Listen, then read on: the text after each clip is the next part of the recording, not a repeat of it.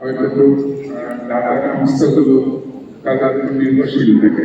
আপনার যেহেতু কাজের দেখেও যদি আপনি রিফ্লেকশন দিতে চান যে তবে আগামী যেতে পারে তাহলে আপনার সাথে উপকৃত হবো। Thank you. প্রথমে আমি একটু আপনি একটা পয়েন্টে এসে বলে দেখি। প্রথম হচ্ছে যে এই যে গভর্নেন্সের একটা মেজর এবং খুব ইম্পর্টেন্ট ইস্যু হলো পিএফএ আর্থিক ব্যবস্থাপনা, এবং সেখানে কিছুটা ঘাটতি আছে যে জিনিসটা এখনো এসে আসেনি। সেটা হচ্ছে যে আপনি দেখেন এই যে জুলাই মাসে কিন্তু কোনো জিডিপি পেমেন্ট হয়নি, শুধুমাত্র মুক্তিযোদ্ধা ভাতা ছাড়া। এবং জুলাই আগস্ট মিলে সেটা খুব আরেকটা প্রদায়িত্ব হয়েছে, মানে এটা যেটা আমির ভাই বললেন যে 1,26,000 কোটি টাকার মধ্যে 930,000 কোটি টাকা 930 কোটি টাকা মাত্র 2 মাসে দেবে। তো এইটার পিছনে যে বটলনেকটা যেটা মানে এটার জন্য আমাদের একটা ইউরোপিয়ান ইউনিয়ন থেকে প্ল্যান করা হচ্ছে যে একটা পাবলিক ফাইন্যান্সিয়াল ম্যানেজমেন্ট অ্যাসেসমেন্ট করা।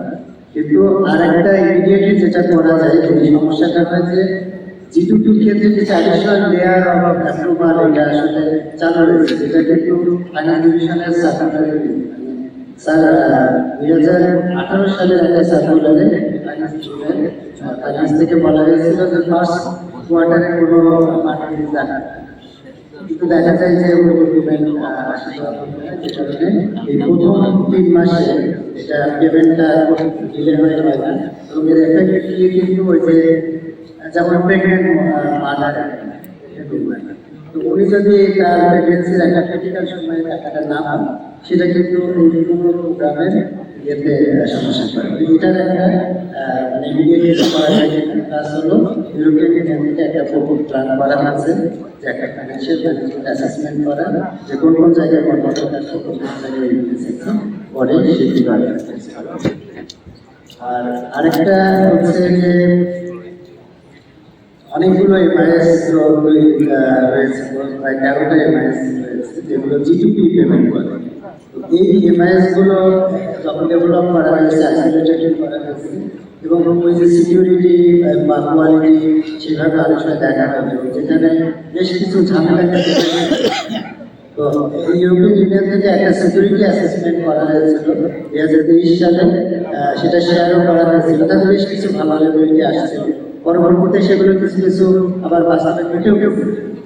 তো এটা দুইটা রিকোয়েস্ট আর কি, একটা হচ্ছে এইগুলো একটু ফলো আপ করা, আর দ্বিতীয় হচ্ছে যে ইউরোপিয়ান ইউনিয়ন থেকে আরেকটা করা হচ্ছে একটা ফলো আপ সিকিউরিটি অ্যাসেসমেন্ট, যেগুলো আইডেন্টিফাই করা হয়েছিল সেগুলো কতটুকু অ্যাড্রেস করা হয়েছে। আর যেটা আমির ভাই বলে গেছেন, কিন্তু আমি আর একটু আবার বলতে চাই, সেটা হলো একটা ভালনারেবল অবস্থা। মানে এখানে যদি এক্সেল থেকে ডাটা আপলোড করে যদি আপনি জিটুপি করেন, ওই 30,000-কে 3 লাখ হচ্ছে কিন্তু একটা সংখ্যা লাগে। তো এটা মানে ইচ্ছা করে হতে পারে, অনিচ্ছা করে হতে পারে, ইতিপূর্বে ঘটছে। ফলে এটাকে খুব কুইকলি মানে অতি দ্রুত এটাকে যেটু এমআইএস এর আকারে নিয়ে আসা দরকার, এবং যেটা অলরেডি ইজিবিবির ওখানে ডিডিএম আসলে 3টা এমআইএস বর্তমানে রয়েছে, ফলে যে কোনো একটা এমআইএস এর মধ্যে পুরিয়ে আনা। এরপরে আমি ক্যাপাসিটি বিল্ডিং এর ইস্যুটা আসি। এখানে ফাইন্যান্স ডিভিশনকে আপনারা একটা রোল মডেল হিসাবে নিতে পারেন, মানে এবং এই ক্যাপাসিটিটা বিল্ড আপ হয়েছে, এটা কয়েকটা শুধু তো ট্রেনিং দেওয়া হয়েছে না, তাদেরকে ওই বিভিন্ন ডেভেলপমেন্ট প্রজেক্ট বা যখন এরা কাজ করে, এক্সপার্টরা কাজ করে, তাদের সাথে কাজ করে। মানে আমি একটা ইএফএম প্রজেক্টটা সেখানে দীর্ঘদিন তিনি কাজ করছে, ফলে উনি একটা এক্সপার্ট। তো এই একটা পলিসি আমার মনে হয় খুব কার্যকর, যে ওই প্রত্যেকটা কাজে যেমন বাজারের যে কোনো একটা অনেক প্রোগ্রামে আমরা দেখছি যে ফুল ডিপির উপর দিবে বা এক্সটার্নাল লোকের উপর দিবে, মানে একজনের ফোন রিসিভ করবে সেটাও ডিপার্টমেন্ট বা মিনিস্ট্রির লোকেরা সেজন্য অ্যাসাইন না। তাহলে ক্যাপাসিটিটা ডেভেলপ হবে কি করে, মানে সেটা কিছু জানি না কি ঘটছে প্রোগ্রাম। তো এইগুলো জিওগ্রাফি মানসিকতা দিতে হবে, এবং এটা খুব বেশি এক্সপেন্সিভ কিছু না। আপনি ওই লোকের সাথেই আপনার 8-10টা লোককে বসিয়ে দেবেন, তো এটা একটা কার্যক্রম হতে পারে। আরেকটা প্রশ্ন আমি অ্যাড্রেস করতে চাই, যেটা হলো যে বলা যাচ্ছে যে যখন ইএসআর কিভাবে পলিটিক্যাল বায়াসনেসটা দেখা দিতে হয়।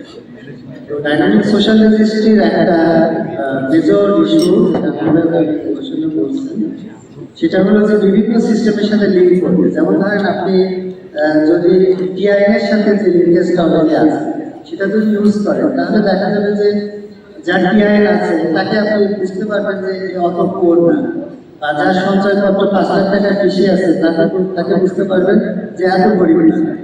সে এখানে ভাবে আপনি যে ল্যান্ডের সাথে ল্যান্ড ডাটাবেজ এখন অনেক ডেভেলপ হয়েছে, এই ল্যান্ড ডাটাবেজের সাথে যদি আপনি ইন্টারফেসিংটা করেন, ইন্টারঅপারেবিলিটি করা হয়, তাহলে কিন্তু ওই যে এত একরের কমে ল্যান্ড থাকতে হবে, এটা তার মৌখিক সাক্ষ্য বা এটা দিতে হবে না, অটোমেটিক সিস্টেম আনতে হবে। প্লাস হলো যে ইলেকট্রিসিটি বা যে ডাটাবেজ আছে সেখানেও মানে এর মাধ্যমে পুরোটা যে যাবে তা না, কিন্তু অনেকগুলো আপনার এই যে নিয়মটা সেটা ধন্যবাদ।